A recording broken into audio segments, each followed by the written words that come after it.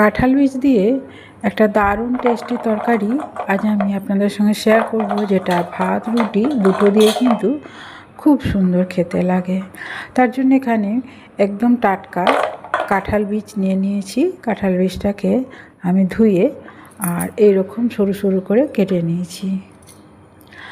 তার জন্য আমি এখানে নিয়েছি লাল ডাঁটা বা সবুজ যে হয় সেটা, তারপর ঝিঙে, আলু, তারপর কলাথোর, কুমড়ো, এই কটা সবজি দিয়ে আজকে আমি কাঁঠাল বীজটা রান্না করব। আর এটা বাঙালি সাধারণত ঘরে এই তরকারিটা রান্না হয়। বাঙালিরা ঘন্ট বা ঘ্যাঁট খেতে খুবই ভালোবাসে, তাই আজ আমি সেই ঘ্যাঁটই আপনাদের সঙ্গে শেয়ার করছি, যেটা হবে কাঁঠাল বীজ দিয়ে। একটা প্রেসার কুকার নিয়ে নিয়েছি, আপনারা চাইলে কড়াতেও সেদ্ধ করতে পারেন। তার জন্য আমি হাফ কাপের মতো জল, নুন, হলুদ আর কাঁচা লঙ্কা, তারপর একে একে কেটে রাখা সবজিগুলো দিয়ে দিচ্ছি। সবচেয়ে শেষে দিয়ে দেব ঝিঙে আর বরবটি। তারপর এটাকে আমি দুখানা সিটি দিয়ে এটাকে আমি ঠান্ডা হতে দেব। এদিকে কড়াইটা আমি বসিয়ে দিয়েছি। কড়াইয়ের মধ্যে দিয়ে দিচ্ছি সর্ষের তেল। ঘ্যাঁট বা ঘন্ট কিছু রান্না করার সময় সর্ষের তেল রান্না করলেই এর স্বাদটা ভালো হয়। তারপর শুকনো লঙ্কা দিয়ে দিয়েছি। শুকনো লঙ্কাটা কিন্তু প্রথমে খুব ভালো করে ভেজে নিতে হবে। তারপর হাফ চামচ পাঁচফোড়ন, হাফ চামচ বিরির ডাল, মানে যে ডালটা আমরা ডাল করে খাই সেই বিরির ডাল দিয়ে দিচ্ছি। আর দুটো তেজপাতা দিয়েছি, আর একটা পেঁয়াজকে একটু বড় বড় সাইজ করে দিয়ে দিয়েছি। দিয়ে পেঁয়াজটাকে খুব ভালো করে প্রথমে একটু ভেঙে নিচ্ছি। তারপর এই যে দেখুন, সেদ্ধ করা সবজি একদম মাখো মাখো সেদ্ধ করেছি, মানে জল এর মধ্যে থাকবে না।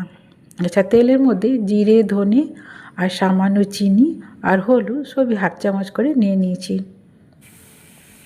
তারপর মশলাটা একটু ভালো করে ভেজে নিচ্ছি।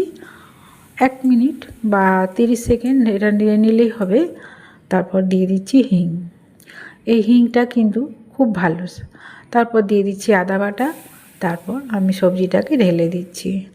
তারপর এটাকে হালকা হাতে আমি এটাকে শুকনো করতে থাকবো। আর ওই ফোড়ন যে মশলাটা আমি দিয়েছি সেটা এর সাথে মাখাতে থাকবো। এটা মাখাতে মাখাতে আমি বলি, এটি একটি আমাদের ওয়েস্ট বেঙ্গলে গ্রামের একটি বাঁকুড়া জেলার একটি রেসিপি। আমি এখানে একটু গরম মশলা দিয়ে দিলাম।